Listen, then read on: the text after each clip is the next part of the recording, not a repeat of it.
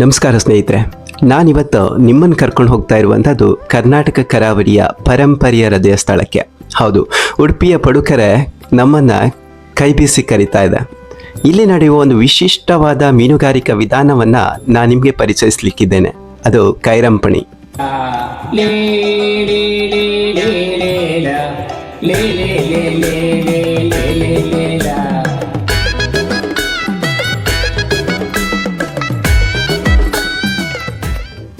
ಕೈರಂಪಣಿ ಅಂದರೆ ಕೈಗಳಿಂದ ಎಳೆಯುವ ಬಲೆ. ಈ ಪದ್ಧತಿ ನೂರಾರು ವರ್ಷಗಳಿಂದ ತಲಾಂತರಗಳಿಂದ ಮುಂದುವರಿದಿರುವ ಜೀವಂತ ಪರಂಪರೆ. ಈ ಕೈರಂಪಣಿ ಪದ್ಧತಿ ಅನ್ನೋದು ಒಂದು ಸಮಯದಲ್ಲಿ ಕರ್ನಾಟಕದ ಕರಾವಳಿಯಲ್ಲಿ ನೂರಾರು ಕುಟುಂಬಗಳಿಗೆ ಬದುಕಿನ ಆಧಾರವಾಗಿತ್ತು. ಈ ಪದ್ಧತಿಯ ದೊಡ್ಡ ರೂಪ ಅಂತ ಹೇಳಿದರೆ ರಂಪಣಿ. ಇದು ಪ್ರಾರಂಭವಾಗಿ ಗೋವಾದ ಪೋರ್ಚುಗೀಸ್ ಕ್ರಿಶ್ಚಿಯನ್ ಧರ್ಮಗುರು ರಂಪಾನ್ ಅವರಿಂದ ಪರಿಚಯವಾಯಿತು. ನಂತರ ಇದು ಕರ್ನಾಟಕದ ಉಡುಪಿ, ಮಂಗಳೂರು, ಉತ್ತರ ಕನ್ನಡದ ಮೀನುಗಾರರ ಸಮುದಾಯದಲ್ಲಿ ಕೂಡ ಹಬ್ಕೊಳ್ತು. ಇದು ಒಂದು ಸಾಮೂಹಿಕ ಶ್ರಮದ ಕಾರ್ಯ. ಸುಮಾರು 40ರಿಂದ 50 ಮಂದಿ ಮೀನುಗಾರರು ತಮ್ಮ ಕೈಗಳಿಂದ ಬಲೆಯನ್ನು ಎಳಿತಾರೆ. ದೋಣಿ ಎಂಬ ಹಡಗು ಸಮುದ್ರಕ್ಕೆ ತಲುಪುತ್ತೆ, ಬಲೆಯನ್ನ ಸಮುದ್ರದಲ್ಲಿ ಹರಡುತ್ತೆ. ನಂತರ ಸಮುದ್ರದಲ್ಲಿ ಬೀರುವ ಬಲೆಯನ್ನ ಕರಾವಳಿಯ ಕಿನಾರೆಯಿಂದ 2 ಕಡೆಯಿಂದ ಎಳೆಯಲಾಗುತ್ತೆ. ಈ ಕೈರಂಪಣಿಯಲ್ಲಿ 3 ಬಗೆಯ ಬಲೆಗಳನ್ನು ಉಪಯೋಗಿಸ್ತಾರೆ. ಒಂದು ತಂಗಿಸ್ ಬಲೆ. ಇದರ ಗಾತ್ರ, ಬಾಹ್ಯ ಗಾತ್ರ ಎಷ್ಟಿರುತ್ತೆ ಹೇಳಿದರೆ 30 mm ಇರುತ್ತೆ. ಇದು ಮಧ್ಯದ ಬಲೆ ಏನಿರುತ್ತೆ ಅದರ ರಕ್ಷಣೆಗಾಗಿ ಈ ಬಲೆನ ಯೂಸ್ ಮಾಡ್ಕೊಳ್ತಾರೆ. ಇನ್ನೊಂದು ಬಂದ್ಬಿಟ್ಟು ನೈಲಾನ್ ಬಲೆ, 16ರಿಂದ 18 mm ಇರುತ್ತೆ. ಇದು ಮುಖ್ಯವಾಗಿ ಮೀನು ಹಿಡಿಯುವಂಥ ಬಲೆ ಆಗಿದೆ. ಸೊ ನಂತರದಲ್ಲಿ ಮೇನ್ ಬಲೆ ಅಂತ ಬರುತ್ತೆ. ಇದು ಕೊನೆಯ ಭಾಗ. ಸೊ ಎಲ್ಲ ಮೀನುಗಳ ಲಾಸ್ಟಲ್ಲಿ ಬಂದು ಸೇರಲ್ಪಡುವ ಜಾಗ ಇರುತ್ತೆ, ಕೋಡೆಂಡ್ ಅಂತ ಕರಿತೇವೆ. ಸೊ ಇಲ್ಲಿ ಕೊನೆಯದಾಗಿ ಮೀನುಗಳು ಬಂದು ಸೇರ್ಕೊಳ್ತವೆ. ಇದನ್ನ ಮೇನ್ ಬಲೆ ಅಂತ ಕರಿತೇವೆ.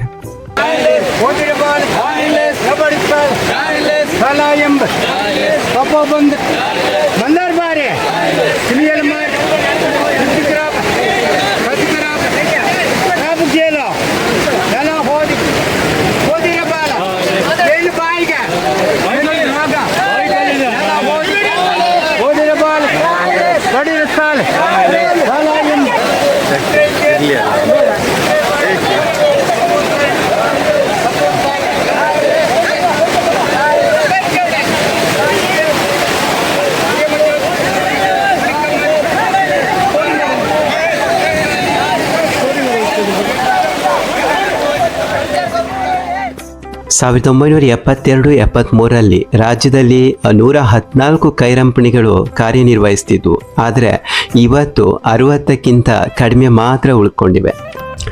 ಈ ಕೈರಂಪಣಿ ಮೀನುಗಾರಿಕೆ ಅನ್ನುವಂಥದ್ದು ಮಳೆಗಾಲದಿಂದ ಅಂತ ಹೇಳಿದರೆ ಜೂನ್ ಆಗಸ್ಟ್ ಅವಧಿಯಲ್ಲಿ ಹೆಚ್ಚಾಗಿ ನಡೆಯುತ್ತೆ. ಈ ಸಮಯದಲ್ಲಿ ಯಾಂತ್ರೀಕೃತ ಮೀನುಗಾರಿಕೆ ಏನಿದೆ ಅದಕ್ಕೆ ನಿಷೇಧ ಇರೋದ್ರಿಂದ ಕೈರಂಪಣಿ ಕರಾವಳಿಗರ ಅಂತ ಹೇಳಿದ್ರೆ ಮೀನುಗಾರರ ಒಂದು ಜೀವಾಳ ಆಗಿರುತ್ತೆ ಆ ಸಮಯದಲ್ಲಿ. ಕೈರಂಪಣಿ ಮೀನುಗಾರಿಕೆ ಪದ್ಧತಿಗೆ ಯಾವುದೇ ಯಂತ್ರದ ಅವಶ್ಯಕತೆ ಅಂತ ಹೇಳಿ ಮೆಷಿನ್ದು ಅವಶ್ಯಕತೆ ಇರೋದಿಲ್ಲ.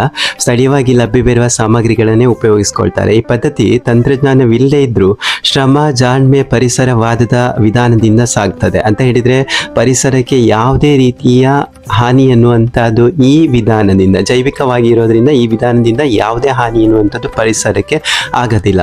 ಒಂದು ಕಾಲದಲ್ಲಿ ಮೀನುಗಾರರು ತಾವು ಬಳಸುವ ಹಡಗುಗಳನ್ನು ಕೂಡ ಅಂತ ಹೇಳಿದರೆ ಮರಗಳಿಂದ ಮಾಡ್ತಾ ಇದ್ರು. ಬೋಟ್ ಏನಿದೆ ಅದನ್ನು ಮರಗಳಿಂದ ಮಾಡ್ತಾ ಇದ್ರು. ಸೊ ಇದಕ್ಕೆ ಆ್ಯಕ್ಚುಲಿ ಹೇಗೆ ಸಂರಕ್ಷಿಸ್ತಾ ಇದ್ರು ಅಂತ ಹೇಳಿದರೆ ಬೈಗೆ ಭೂತಾಯಿ ಹೇಳ್ತೀವಿ, ಅಥವಾ ಡಾಲ್ಫಿನ್ ಮೆದುಳಿನ ಎಣ್ಣೆ. ಸೊ ಇದರ ಎಣ್ಣೆಗಳಿಂದ ಅದನ್ನು ಮರಕ್ಕೆ ಹಚ್ಚೋದ್ರಿಂದ ಅದು ಪ್ರಿಸರ್ವ್ ಮಾಡ್ಬೋದು ಅಂತ ಇತ್ತು.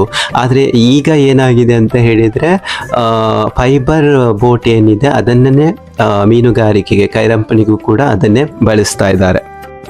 ಮತ್ತು ಒಬ್ಬ ಮೀನುಗಾರ ದಿನಕ್ಕೆ ಒಂದು ಜೂನಿಂದ ಆಗಸ್ಟ್ವರೆಗೆ ಸೊ ಆವ್ರೇಜ್ ಆಗಿ 200ರಿಂದ 300 ಅಂತ ಹೇಳಿದರೆ 500ವರೆಗೂ ಕೂಡ ಒಂದು ದಿನಕ್ಕೆ ದುಡಿತಾರೆ. ಸೊ ಬೇರೆ ಸೆಪ್ಟೆಂಬರ್ ಟು ಮೇ ಅಂತ ಬಂದಾಗ ದಿನಕ್ಕೆ 50, 100 ಹೀಗೆ ಮೀನುಗಳ ಮೇಲೆ ಡಿಪೆಂಡ್ ಆಗಿರುತ್ತೆ. ಅವರ ಅರ್ನಿಂಗ್ಸ್ ಏನಿರುತ್ತೆ ಅನ್ನುವಂಥದ್ದು ಅವ್ರದ್ದು ಹಿಡಿಯೋ ಮೀನುಗಳ ಮೇಲೆ ಡಿಪೆಂಡ್ ಆಗಿರುತ್ತೆ.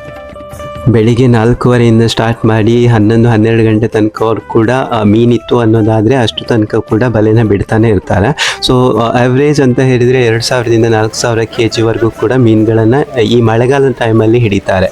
ಸೊ ಈ ಥರ ಋತುಗಳು ಅಂತ ಹೇಳಿದರೆ ಬೇರೆ ಟೈಮಲ್ಲಿ ಸೆಪ್ಟೆಂಬರ್ ಆ ಟೈಮಲ್ಲೆಲ್ಲ ಬಿಟ್ಬಿಟ್ರೆ ಸೊ ಇಲ್ಲಿ 2-3 ಬಾರಿ ಬಲೆನ ಬಿಡ್ತಾರೆ. ಬಟ್ ಮೀನಿನ ಏನಿದೆ ಸಿಗುವಂಥ ಮೀನಿನ ಕ್ವಾಂಟಿಟಿ ಕಮ್ಮಿ ಇರುತ್ತೆ. ಸೊ 300-500 kg ಒಳಗಡೆ ಇರುವಂಥದ್ದು, ನಾನು ಇದನ್ನು ಎವ್ರೇಜ್ ಆಗಿ ಹೇಳ್ತಾ ಇರುವಂಥದ್ದು.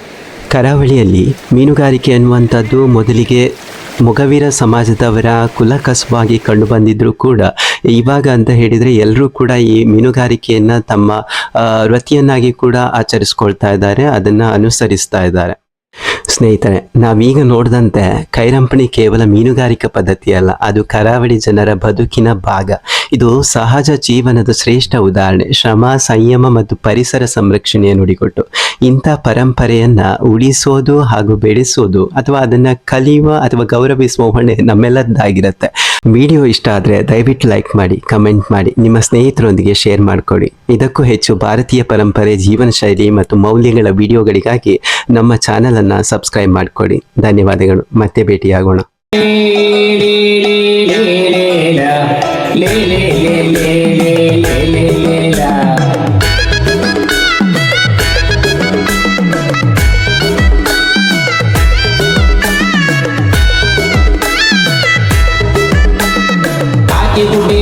ಗುಡಿ ಸಿರುರ ಗುಡ್ಡಿ ನಮ್ಮ ಕಂಡ ನೈಲ ಸಂಜೆ ಬಿಗಿದು ಲೇ ಲೇ ಲೇ ಲೇ ಲೇ ಲೇಲ ಕೈಪಾಡಿ ಹೊಳೆಯಲ್ಲಿ ಧೂಳಿ ಕಂದಿದ್ದು ಅದಕ್ಕೊಂದು ಮೀನು ಬಂದು ಹತ್ತು ಕಂಡಿತು ಲೇ